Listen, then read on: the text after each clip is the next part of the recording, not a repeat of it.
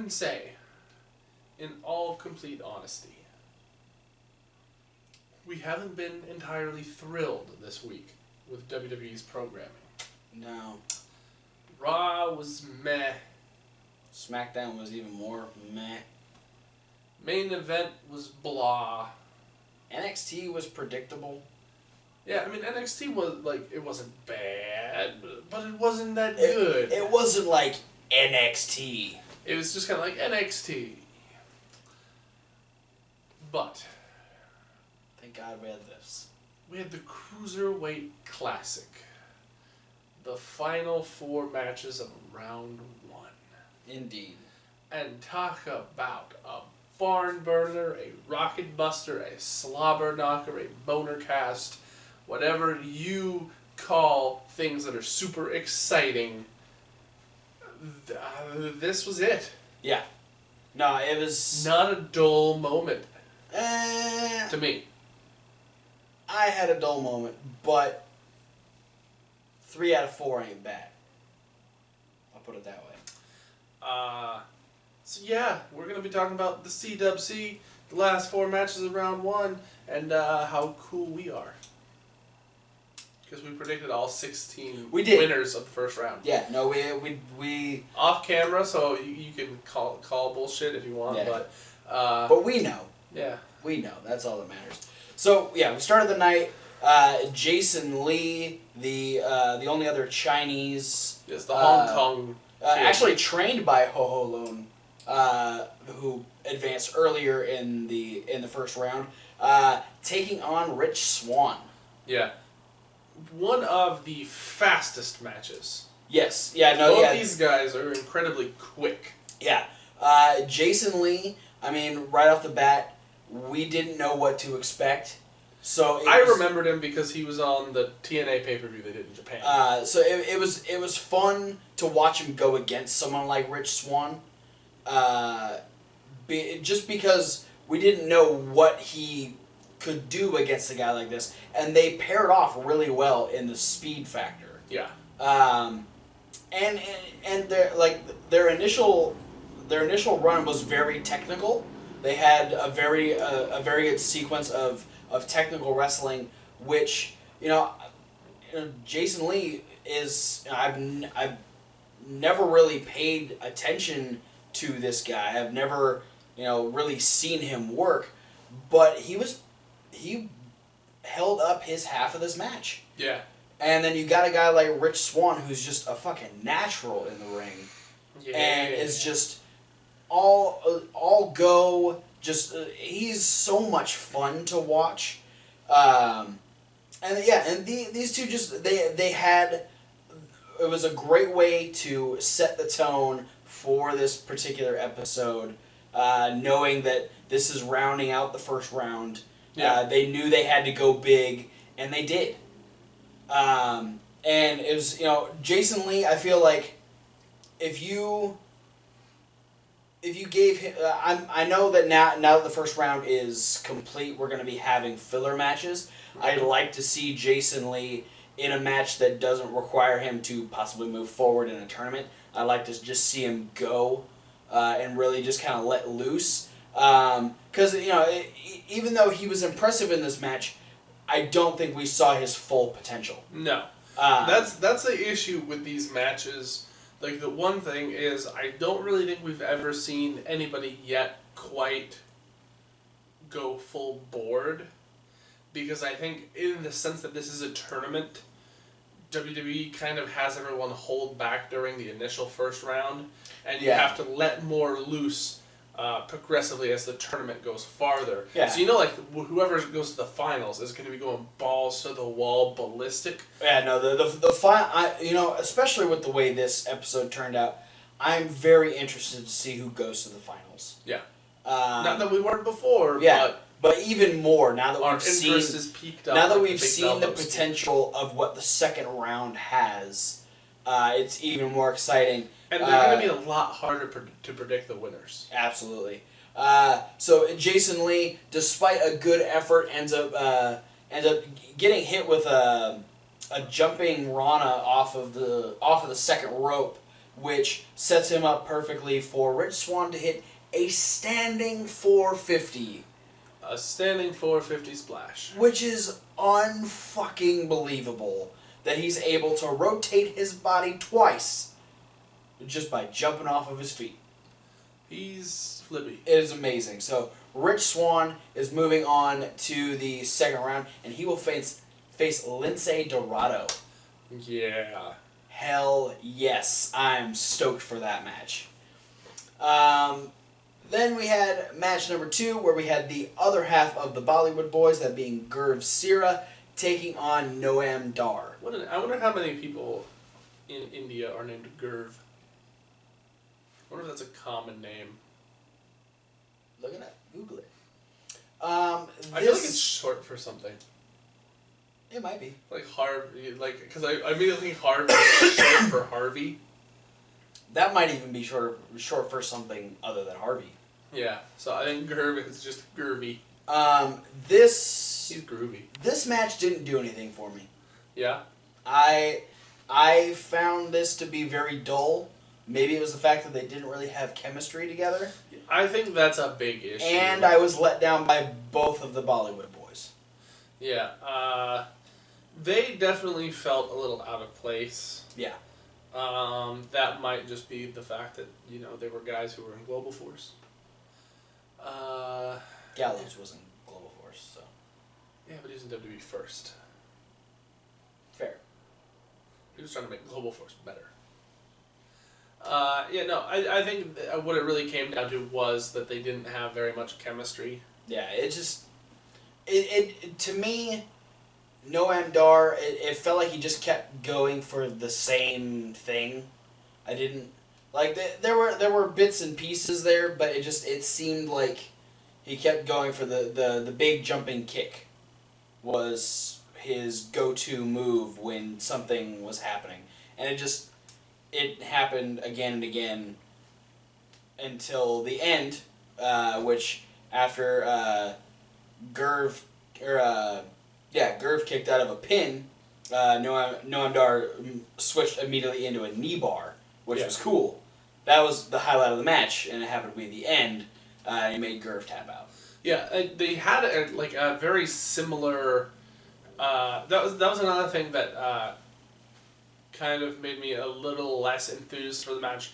Is they had a really similar story to a match that happened on the second episode, which was like the Tajiri versus Damian Slater match, where one guy, Gurv, tried working over Noam Dar's shoulder area, and Noam Dar kept working over Gurv's leg.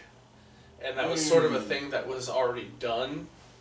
Yeah, Which not to say that stuff hasn't been repeated in the Cruiserweight Classic. Oh yeah, no. Because the common fact that you see probably out of almost every other match is the finish was set up by somebody missing a move off the top rope. Yeah. But yeah, I mean, I think every episode has had at least one match that you could say was,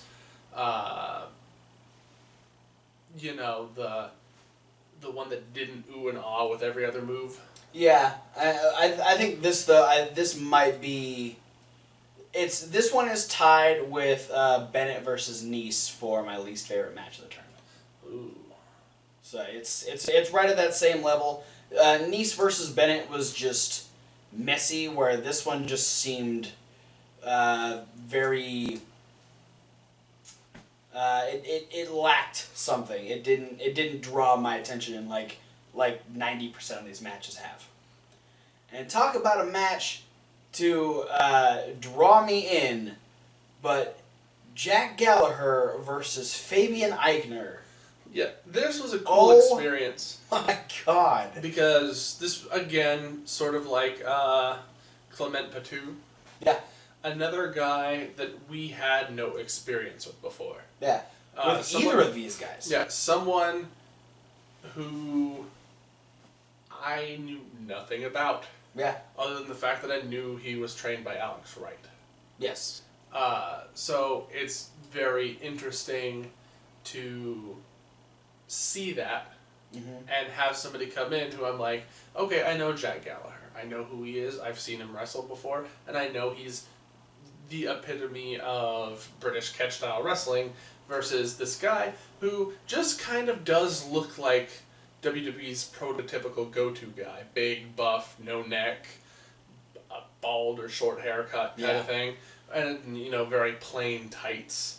So then you're like, okay, this kind of, you know, I can see why they picked this guy, because he does look like a guy who WWE would hire, but he really stepped out of the box of what my expectations for him were. Yeah. You know, very much in the same sense that Alejandro Saez did the first episode. Fabian Eichner just shattered the perception that people had of him by, you know, yeah, he's big, he's muscly, but the dude can go. Yeah. He's got technical prowess, he's got high flying, he's got the power game. He kept up on every level with Jack Gallagher. Yeah. I mean, the only thing that wasn't... I feel like the only thing that wasn't perfect in the match is he went for an inside springboard like heel kick. Yeah. It was the one botch of the whole thing, and it was one of those... He just I think, you know, he slipped, or the rope just didn't give him enough spring. Yeah. And you know, and it's interesting because, you know, it wasn't like a... Usually when somebody messes up in a match, I usually spend going, oh man, they messed that up. But this, I felt bad for him. Because he was on such a good roll, and then he had one slip up. I was like, oh man, I felt disappointed for him. The good thing is it didn't derail him. No. Because despite the fact that he didn't get any airtime, he still got all the way rotated and hit Jack Gallagher just in the stomach instead of in the face. Yeah, so the move still connected, and you could see that he was like, ah, damn. Like, yeah, because he sat up and had that. Yeah, you could see he was disappointed he didn't get it, but then he was just right back in it. And then Jack Gallagher, holy crap. This generation's Johnny Saint, if you ask me. This guy... He has the potential. I mean, he's young, so he's got so much more time to still craft his talent. That blows my mind. Yeah. With the fact that, like, so many of these guys in this tournament, you know, are in their early to mid 20s. Mm-hmm. You know, and most guys wrestle well into their 40s. Yeah. You know, could you imagine if he keeps up the way he goes, you know, how talented these guys could be at, you know, 35 years old, 10 years from now? No, it's absolutely fantastic. It was just right from the get-go, just the mannerisms that he had, like setting up for his reversals and his counter holds. It was so Johnny Saint that it was so refreshing to see that on WWE television. Yeah, it's that world of sport, British catch style wrestling, that is almost like a lost language. Yeah. You know, it's like the Latin of wrestling, where it's, you know, it's almost a dead language, but you find that there are still a handful of people out there who are practitioners of this style of wrestling. Yeah. You know, Mike Quackenbush and Colt Cabana here in the States, and then you do have a decent amount of them in the UK, because, you know, there's still places that teach that style. Yeah, you got Gallagher, you got Sabre, you know, and then because of Quackenbush, you have a lot of the guys in Chikara using that type of stuff. Yeah. And so it's so refreshing to see something like that happen under the WWE umbrella. And so, yeah, this was a standout match from the tournament. The fact that Fabian Eichner just completely destroyed any perception we had of him. Jack Gallagher immediately a favorite, and just became more of a favorite as this match went on. Yeah, and as far as the match goes, like, we'll say 10 out of 10 for his wrestling prowess, but it wasn't the wrestling game that gave him the win. No. It was a vicious running dropkick to the face to Eichner, who was, like, standing in the corner. Yeah, he was stunned after missing a frog splash and had found his way to the corner, and Gallagher just ran from one end of the ring to the other, and just the most vicious drop kick. This little pale white dude With a mustache could throw. And, I mean, Fabian Eichner was big, but I'm not surprised that's what put him down. It was the moment where I saw him start running, and I'm like, oh, he's going to do the Daniel Bryan thing. Where Daniel Bryan would run across and do his three drop kicks in the corner. No, it only took one. It was one, but it was up high directly to the face. Yeah, no, it was a gnarly drop kick. And, I mean, you can be a big dude, but when somebody who, albeit is like 175 pounds, yeah, if they throw their whole body into that drop kick, which he did, you're done. It's a 175-pound drop kick, so yeah, no. His whole body was up there. Yeah, fantastic match. Jack Gallagher moves on to the second round to face Akira Tozawa. Yeah. So that should be. Did we say who Noam Dar has to fight? Oh no, Noam Dar will actually face Ho Ho Lun.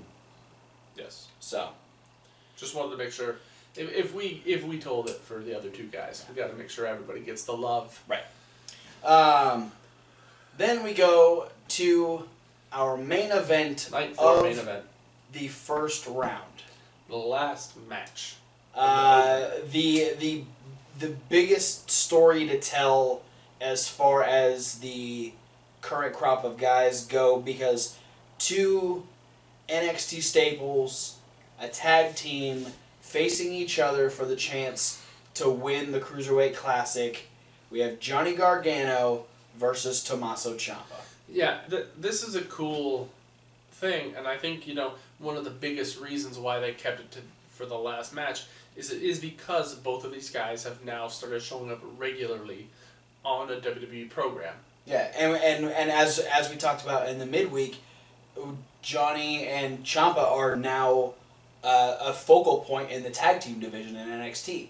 Yeah. So there's a lot of mention in that and the things that they've done so far in NXT, and now this is another opportunity that will help them, not only on NXT but in their careers as a whole. Yeah, and these guys did not come to disappoint.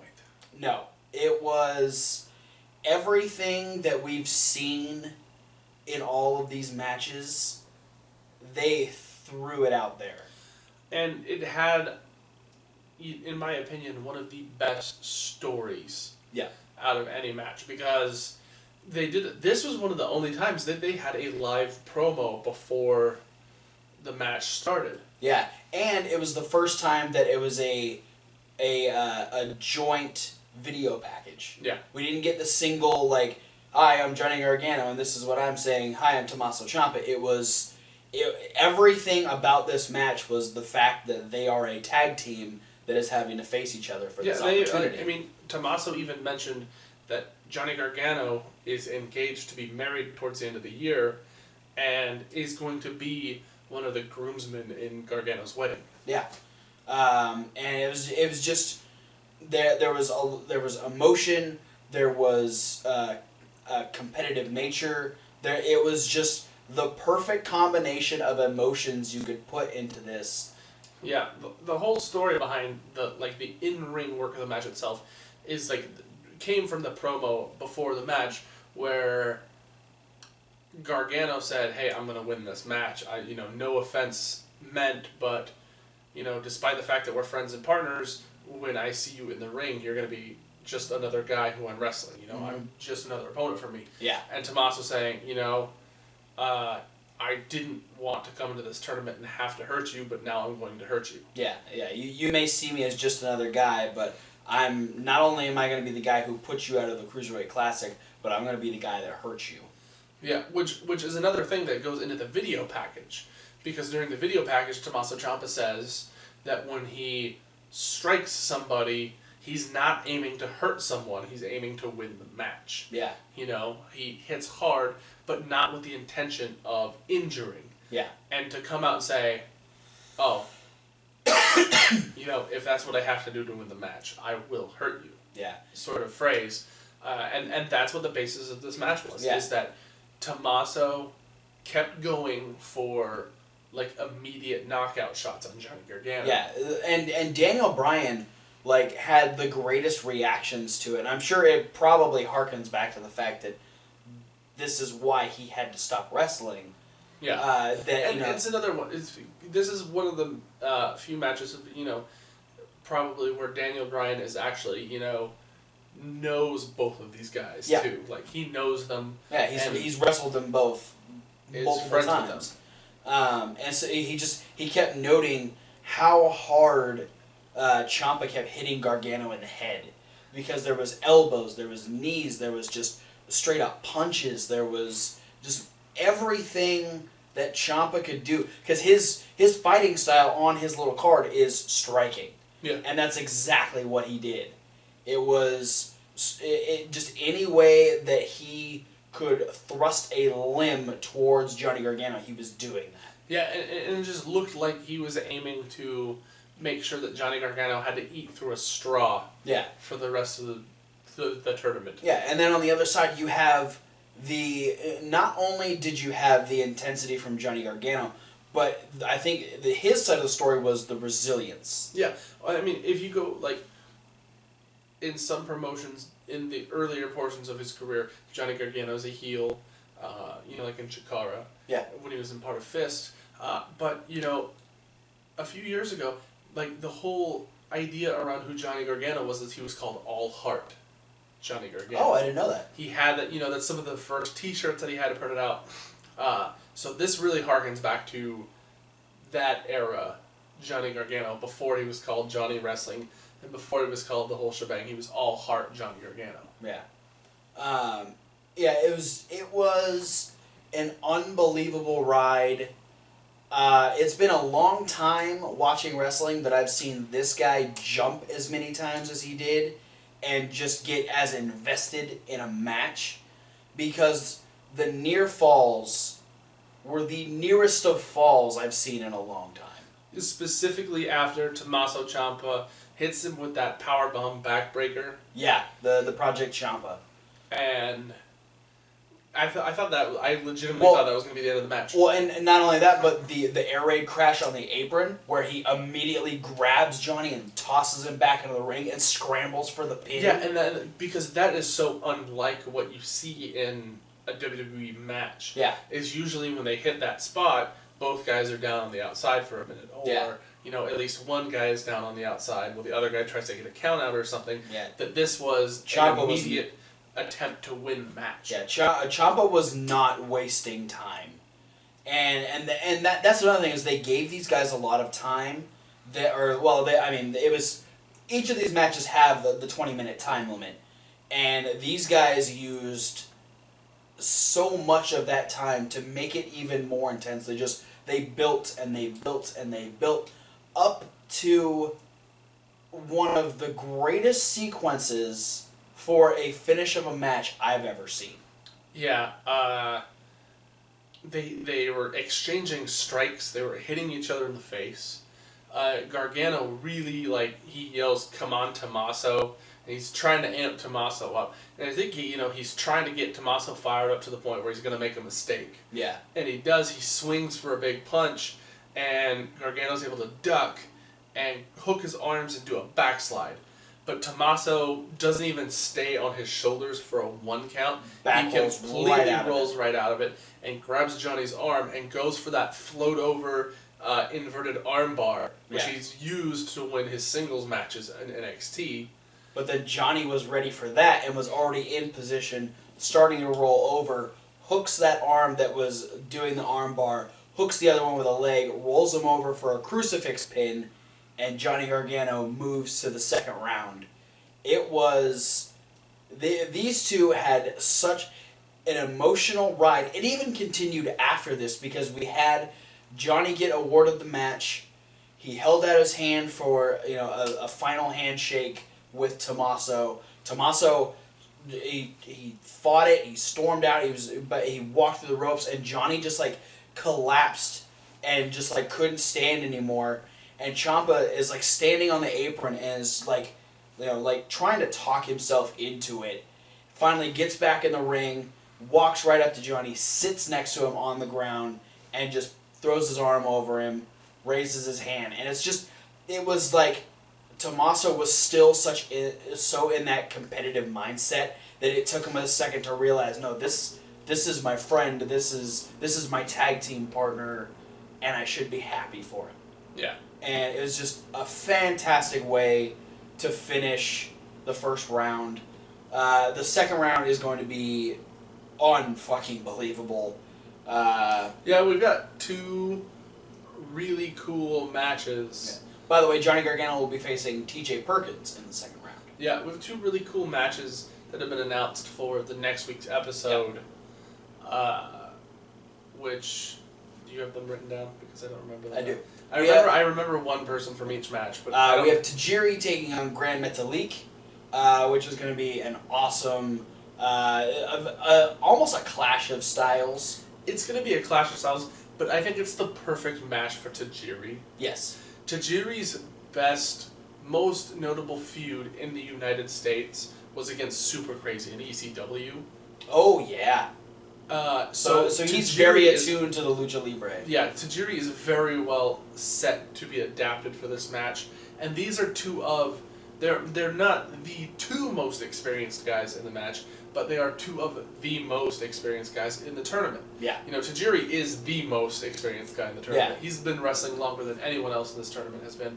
And Grand Metalik has been wrestling for a very long time himself, just not up there quite as long as Tajiri. Yeah. So it's going to be a good 2 in-ring veterans who will probably be perfect matches for each other. Yeah. And then in the second match, we'll have Cedric Alexander taking on the Golden Star Kota Ibushi. Yeah, both of these guys had super awesome standout performances in their first round matches. And I could go out as far to say as both of these guys could be favorites to go on and win the whole thing. I think there's a chance for all 4 of these guys to be... Yeah, and so, I mean, it's all 16 of the people in round 2, yeah. To be completely honest. I mean, this is one of those matches where, you know, okay, say Tajiri beats Grand Metalik, or vice versa. You can go, yeah, it's cool to see so-and-so go forward, but it's also like, oh, you know, I could really tell that, you know, maybe it was highly unlikely that one of those guys is going to go on to win the whole thing. Right. This is one of those matches with Kota versus Cedric where I'm like, whoever loses this match, that's knocking out one of the top contenders. Absolutely. And it's going to be so interesting to see the way these next couple rounds form heading into the finals. And Kota and Cedric are also, despite being so different personality-wise and the way they do things, their styles are like so similar. Yeah. And then on top of that, we'll be getting filler matches. They won't be, rather than doing 4 tournament matches, we'll be getting 2 tournament matches a week, and then probably 2 other combinations of guys who have been eliminated from the tournament. Yeah, I don't know if it's happening on this show, but I know I've seen pictures from one of the events that at some point we're going to be getting TM61 from NXT going against Sean Maluda and Mustafa Ali. So lots more to look forward to in the Cruiserweight Classic. And it makes sense because in the last few weeks on NXT, we've been seeing Cruiserweight Classic guys show up and have little fun spots over there. Like Sean Maluda this week. Yeah, so it makes sense that some NXT guys might go over there and lend their talents to the Cruiserweight Classic. Yeah. So that is it for our final CWC review of the first round. We kick off the second round next week. Thanks for watching. Don't forget to like and comment and subscribe. Hit all the links down in the description. Check out the podcast for our 4 weekly reviews. You won't get this as a podcast, but you get our Raw review, our Indie news, our SmackDown rundown, and our midweek wrap-up. Be sure to check all those out. For those of you that are listening to the podcast, you want to head over to YouTube because you don't get stuff like this. Yeah, check out the playlist. You video watchers. Yeah. If you're on your computer screen, it'll be over there. If you're on your mobile, it'll be downstairs. Tell us, what's your favorite first round match of the Cruiserweight Classic?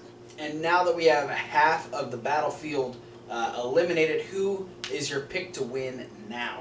Was your pick eliminated during the first round? Or was your pick a standout in the first round? Let us know down in the comments. Thanks for watching, and we'll see you next week at episode 113.